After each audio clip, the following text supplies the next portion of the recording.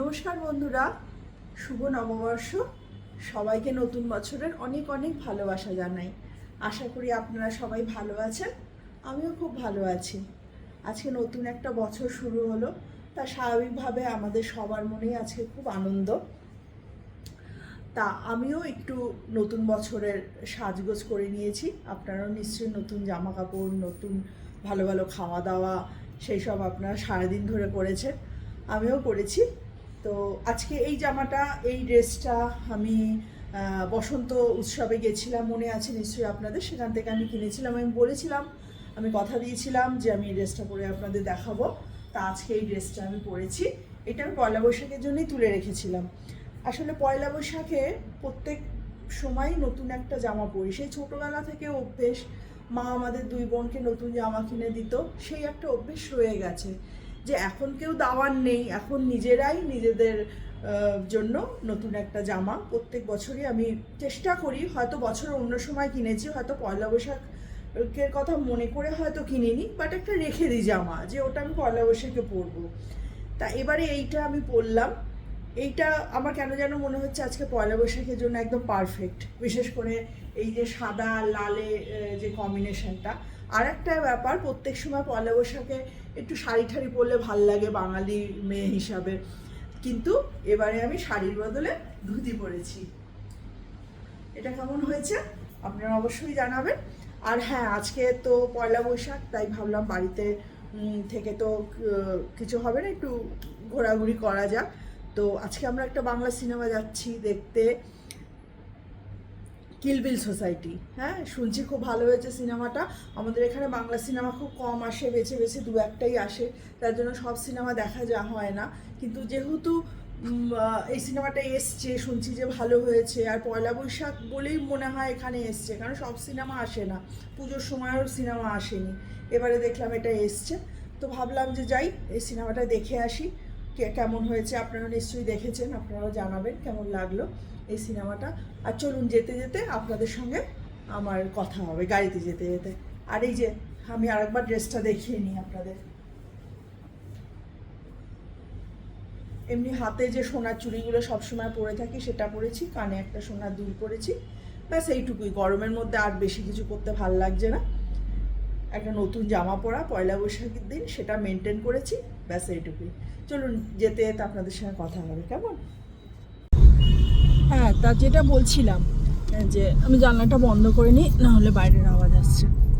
যে আমাদের ছোটোবেলায় একরকম নববর্ষ ছিল, এখন আর একরকম নববর্ষ। এত সময়ের সঙ্গে সঙ্গে সব কিছু চেঞ্জ হয়েছে। আর বিশেষ করে আমি যেহেতু একদম অন্য একটা জায়গা থাকি, বাংলা থেকে একদম দূরে থাকি, সেজন্য আমার কাছে নববর্ষগুলো একেবারেই আলাদা। এই যেমন আজকে আজকে আমি জানি কলকাতা থাকলে চারিদিকে যে পরিবেশটা তৈরি হতো সেটা একেবারেই নববর্ষের মতো। ওখানে ছুটি থাকে, ওখানে বাজার বা আত্মীয় স্বজন বন্ধু বান্ধব সবার মধ্যে একটা তখন বোঝা যায় যে নববর্ষ, নতুন একটা উৎসব হচ্ছে ওখানে। কিন্তু এখানে কিন্তু সেই সবের একেবারেই কোনো লেশমাত্র নেই। আমাকে নববর্ষটা মনে মনেই উদযাপন করতে হয়, আমি মনে মনেই আনন্দ পাই যে আজকে নববর্ষ। এই যেমন আজকে আমাদের অফিস কিন্তু খোলা ছিল, অফিস বন্ধ ছিল না। স্বাভাবিকভাবে নববর্ষ, এখানে কে বাংলা নববর্ষ তো এখানে কেউ মানে না, তো আমাদের অফিস খোলা ছিল, বাট আমি যাইনি। আমি মনে মনে ভাবছি আজকে তো নববর্ষ, আজকে তো গেলে চলবে না। এমনকি সকালবেলা আমার বড় উঠে হঠাৎ করে বলছে, ও আজকে তো অফিস যেতে হবে, আজকে আজকে তো নববর্ষ বলে আজকে বাড়িতে থাকলে চলবে না।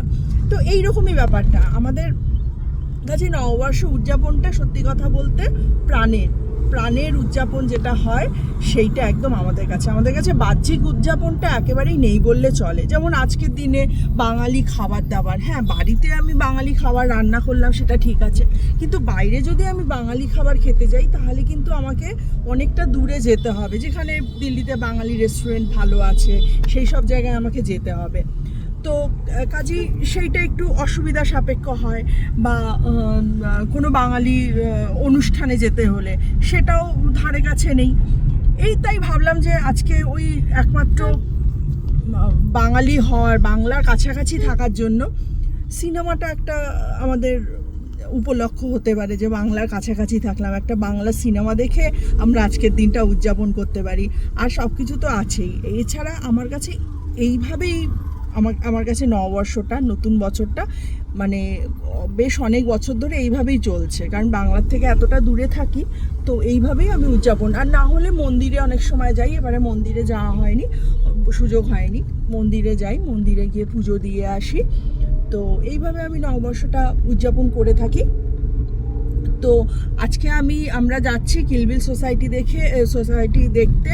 তা সিনেমাটা কেমন হলো আপনাদের আমি কিন্তু জানাবো, হ্যাঁ, আমি কিন্তু রিভিউ দেবো সিনেমাটার, হ্যাঁ, কারণ আগের পার্টটা যেটা কিলবিল সোসাইটির যে আগের পার্টটা হেমলক সোসাইটি, সেটা আমি দেখেছিলাম, হ্যাঁ, এবং সেই সময় বিভিন্ন সমালোচনা হয়েছিল সেই সিনেমাটা নিয়ে, যে আমাকে কেমন একটা টপিকের উপর সিনেমাটা।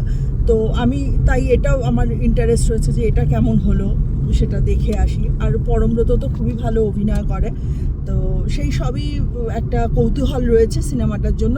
আর বিশেষ করে অনেক দিন বাদে বাংলা সিনেমা দেখতে যাচ্ছি। বাংলা সিনেমা অনেক দিন বাদে, প্রায় 1 বছরের ওপরে হয়ে গেছে মনে হয় আমি বাংলা সিনেমা দেখেছি, কারণ কলকাতায় গিয়ে বাংলা সিনেমা আমার দেখা হয় না। এখানে ওই যতটুকু আসে সেইটুকুই আমি দেখি, তারপরে আর দেখা হয় না। তা সেই রকম ধরতে গেলে এবছর দেখিনি মনে হয়, তার আগের বছর পুজোতে মনে হয় বাংলা সিনেমা এসেছিল, তখন একটা আমি বাংলা সিনেমা দেখেছি, তাই না? আমরা মনে হয় লাস্ট মনে হয় দেবের সিনেমাটা দেখেছিলাম, ওই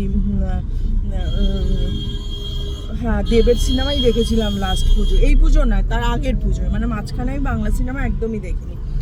তো এই হচ্ছে ব্যাপার, আমরা সিনেমা দেখতে যাচ্ছি। ও আর হ্যাঁ, আমি কি ব্যাগটা নিয়েছি দেখাতে ভুলে গেছি।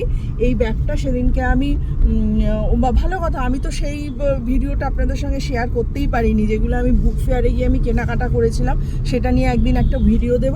তা আমি এই ব্যাগটা নিয়েছি। এই ব্যাগটা ওই বইমেলাতেই আমি কিনেছিলাম, বইমেলাতে গিয়ে স্টল দিয়েছিল ওরা।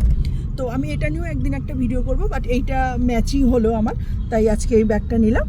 তো যখন আমি আবার ওই ভিডিওটা করব তখন আবার এই ব্যাগটা আপনাদের দেখাবো। তো আপাতত এইটুকুই থাক। আমি সিনেমাটা সামনেই এসে গেছে, আমাদের মুভি হল। তো আমরা সিনেমাটা দেখে আপনাদের জানাবো সিনেমাটা আমার কেমন লাগলো। আর আপনারা খুব খুব খুব আনন্দ করুন নতুন বছরে। আপনাদের সবার নতুন বছর খুব ভালো কাটুক, খুব আনন্দে কাটুক, খুব শান্তিতে কাটুক, যেটা কিনা হয় না। আর যত কিছু খারাপ কিছু নেগেটিভিটি সব কিছু দূরে সরিয়ে দিন, সেগুলো নিয়ে আর মাথায় ভাববেন না, সেগুলো একদম দূর করে দিন। শুধু পজিটিভ চিন্তা ভাবনা করুন। নেগেটিভ মানুষজনদের থেকে নতুন বছরে রেজলিউশন হবে নেগেটিভ মানুষজনদের থেকে দূরে থাকা। তো এইভাবে আপনারা আনন্দ করুন নতুন বছরে। অনেক শুভকামনা রইল আপনাদের জন্য। আপনারা খুব ভালো থাকুন, কেমন? টাটা। আবার অন্য একটা ভিডিও নিয়ে আসবো।